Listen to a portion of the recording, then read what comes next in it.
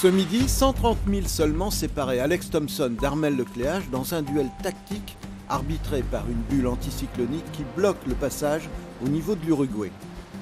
Encore beaucoup de chemin à parcourir jusqu'au sable et l'objectif c'est de traverser l'anticyclone, de retrouver du vent, d'être auprès dans quelques heures et puis ensuite on fera un petit peu le bilan. Dans une semaine à peu près on verra ce qu'il en est à ce moment-là avec Alex.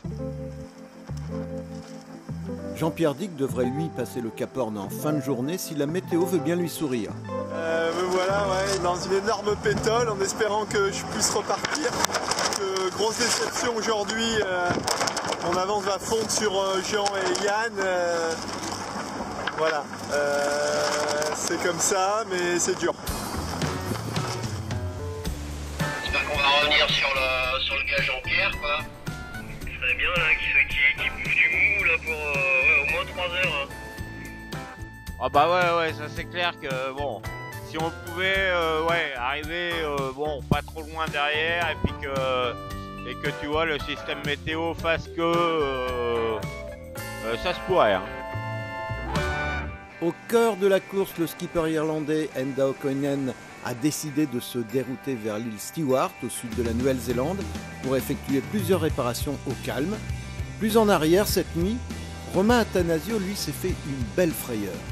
J'ai passé une nuit d'enfer, je peux vous dire. Je me réveille dans le noir, je mets les pieds dans les crocs, plein d'eau, de l'eau partout.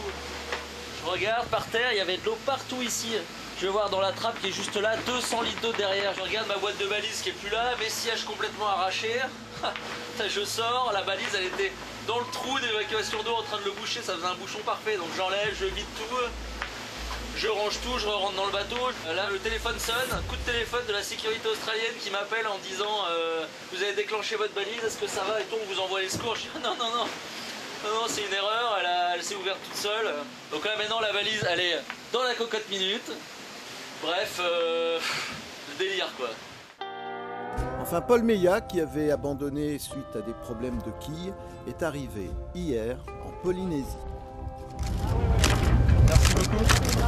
Merci beaucoup. Ce matin, j'étais encore tout seul.